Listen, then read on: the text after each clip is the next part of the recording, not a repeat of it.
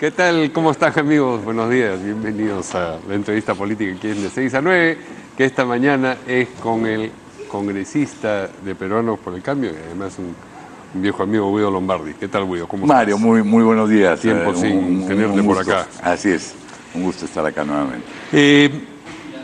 Ayer, en la comisión que tú presides, la Comisión de Economía, en una sesión conjunta en realidad con la Comisión de Justicia, se discutió y se resolvió finalmente algo respecto de el decreto de urgencia 003, el proyecto de ley presentado por el Ejecutivo para reemplazarlo una vez que este expirase o el anterior expirase, y bueno, se llegó a esta transacción. ¿Es eso lo que ha ocurrido? Yo creo que esa es la manera correcta de definirlo. En realidad se ha postergado la solución, se ha prorrogado por 30 días la vigencia del decreto de urgencia 003, que vencía mañana 14. Se han hecho aportes valiosos por parte de todas las bancadas.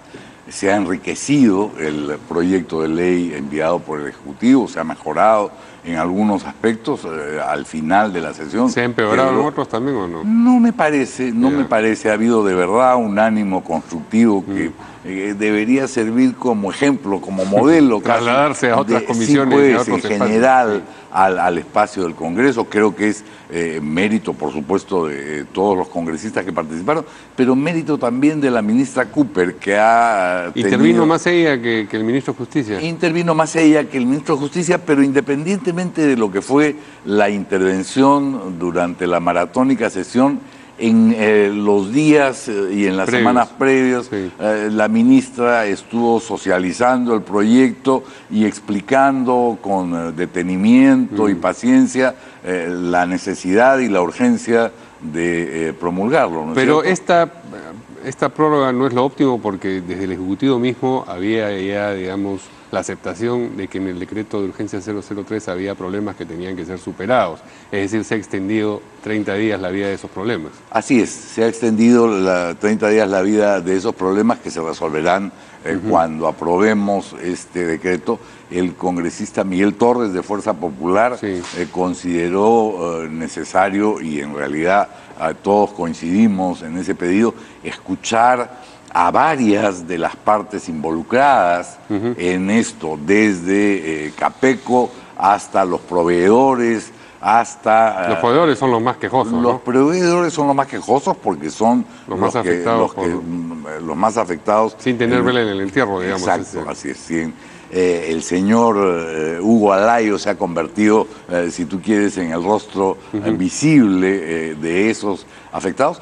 Pero estamos hablando en realidad de la posibilidad, si es que no se resuelven y atienden los problemas, de la pérdida de 50.000 puestos de trabajo y de 30.000 millones de soles de inversión, más una moratoria en la cadena crediticia del sector financiero. Así que son palabras mayores, y en el caso de la industria de la construcción es un riesgo sistémico que hay que abordar, afrontar y resolver. ¿La decisión de la prórroga es una decisión con la que se llegó ya a la sesión o surgió ahí en la reunión? Surgió. ¿Quién tuvo la idea? ¿Quién en realidad el ministro de Justicia había adelantado esto como posibilidad, pero al final fueron los propios miembros, ante la propuesta de un cuarto intermedio, los miembros de Fuerza Popular, Miguel Torres, Úrsula Letona, Karina Beteta, los que le pidieron a la ministra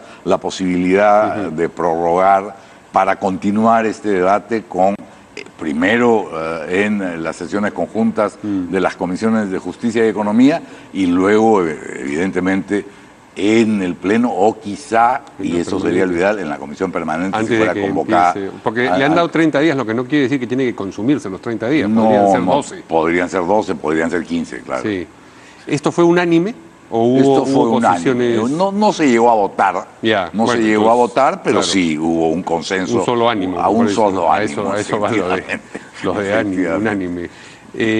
Y ¿cómo se va a resolver, digamos, va a haber sesiones semanales de las dos comisiones? No, mira, de hecho, en la misma sesión de ayer se produjeron aportes de los cuales la ministra Cooper hizo luego un recuento. Me parece que en su recuento habían hasta 7 puntos del proyecto modificados gracias a la sesión. Eliminar, por ejemplo, el silencio administrativo positivo, que era un riesgo siempre notorio. En el caso de los consultores, evitar el conflicto de intereses, es decir, tener prolijidad para el nombramiento de consultores. En fin, hubo hasta 7 puntos que ya se habían superado en la sesión de ayer. En la sesión conjunta del jueves no vamos a continuar el debate del proyecto, sino a escuchar a las partes involucradas.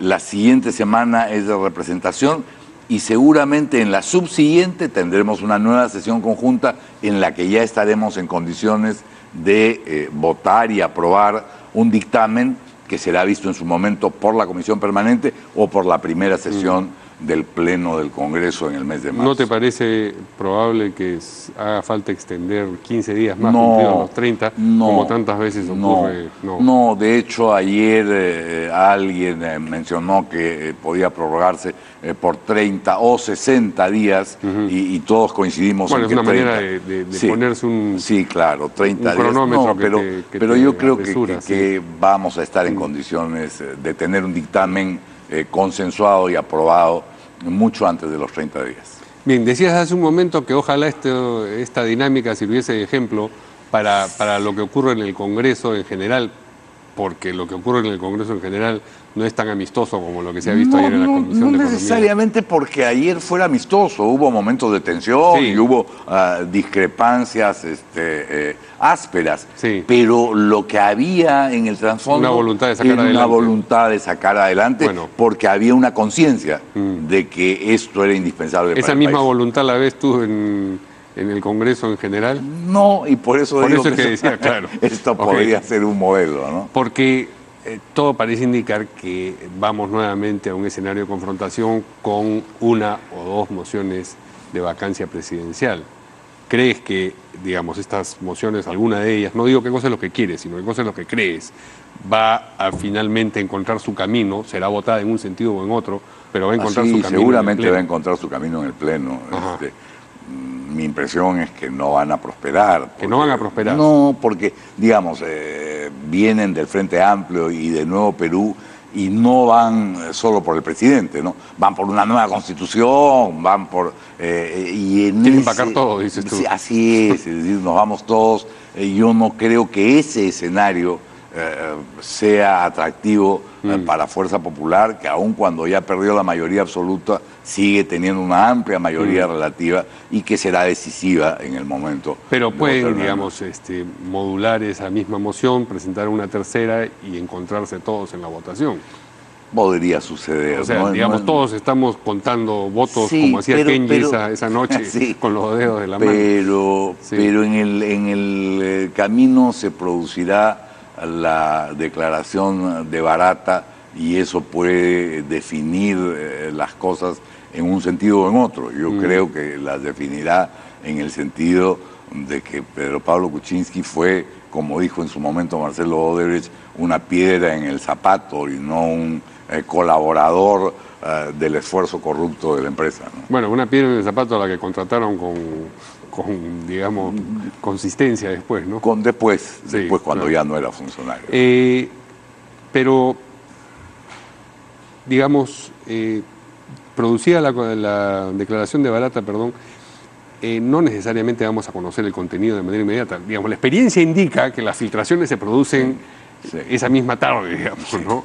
Pero son filtraciones oficial, y por lo tanto no oficiales, pero digamos que yo creo que habrá posibilidades de tener elementos nuevos de juicio que orienten las investigaciones y por lo tanto la atención y la preocupación de la opinión pública en Pero distintos... ¿Tú piensas que como gesto político no sería importante, o no piensas tú que sería importante como gesto político que Pedro Pablo Kuczynski acudiese a la Comisión Lavajato antes de esa declaración?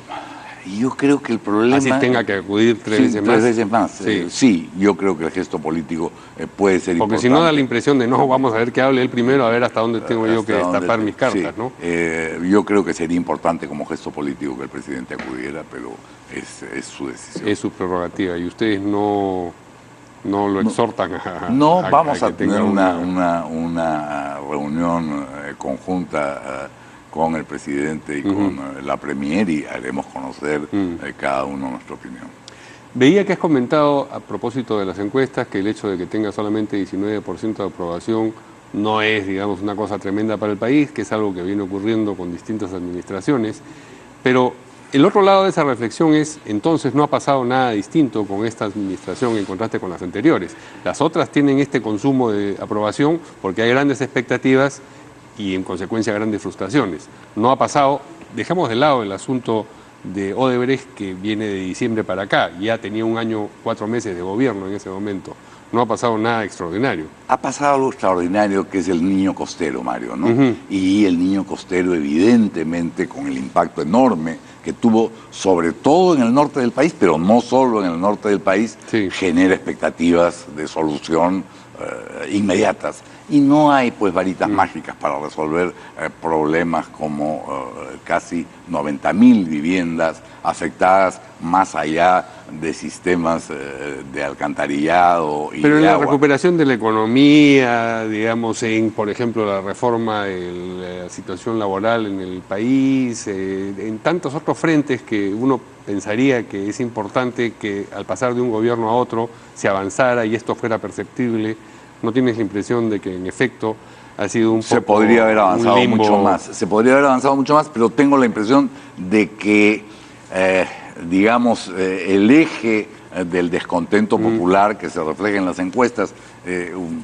la aprobación de 1 de cada 5 peruanos con un porcentaje superior al 15%, que no sabe, no opina, no me parece grave, no es una novedad.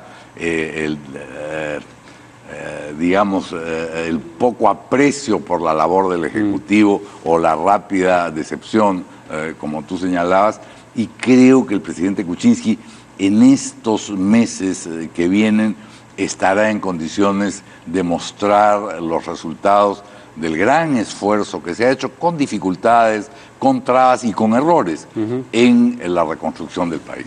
El Ministerio de Vivienda y Construcción viene trabajando a marchas forzadas, tanto en el tema de reconstrucción de viviendas como en el tema de saneamiento, y no solo en las zonas afectadas por el niño costero, sino a nivel de todo el país, y creo que eso va a comenzar a sentirse muy pronto. Cuando recién se produjo, se conoció la noticia del indulto, se especuló sobre la posibilidad de que tú también dejaras la bancada oficialista. Eso finalmente no ocurrió. Tú dijiste que tú siempre habías estado de acuerdo con que se concediese ese indulto, pero claro, la manera como se concedió, con toda la impresión de que esto ha sido un quid pro quo, plantea cuestiones adicionales al solo hecho de estar a favor o en contra de la vacancia. En ningún momento atravesó por tu mente la duda. Honestamente no, porque... ¿No te disgustó la forma como se concedió el indulto? No, porque yo estaba informado, como lo ha dicho pero Almagro. Mercedes Arauz diciendo el día de la votación no hay nada en camino y todo, y 3 días después, ¿no te parece que es un problema político? Creo que fue mal manejado. Ya. No me parece que sea un problema que amerita tomar decisiones distancias tan radicales. Respeto mucho lo que hicieron mis colegas y amigos Gino Costa, Alberto de la Hunde y Vicente Ceballos, pero no estaba yo dispuesto. No estuviste en ningún momento en ese talante. No, realmente no. Tu entusiasmo, digamos, por el gobierno de Peruanos por el Cambio sigue intacto. No. Difícil, claro, después de un año. Después de un año tan difícil, después de un año tan difícil, mantener el entusiasmo tampoco es pero sí, mi actitud es entusiasta y optimista, y estoy seguro que podemos todos. Lo de ayer, insisto, es un ejemplo. Claro. Podemos todos, no solo los de Peruanos por el Cambio, podemos todos contribuir a que las cosas se hagan bien en beneficio del país. Bueno, una de las cosas además que me imagino debe convocar a quienes todavía permanecen en la bancada gobernista es la posibilidad de sacar adelante sus propios proyectos o las cosas en las que creen. Entiendo que tú tienes un proyecto sobre el uso del plástico. Sí, nada, ese es un proyecto muy general para reducir y eliminar en un periodo relativamente breve el uso del plástico, el uso indiscriminado del plástico, y nos referimos con plástico específicamente a las bolsas de plástico que se utilizan en los supermercados, pero habrá que avanzar en el plástico de las botellas de plástico y habrá que ver cómo se facilita el proceso de reciclaje, no solo reducir el uso, sino reciclar. ¿Reducir es prohibir?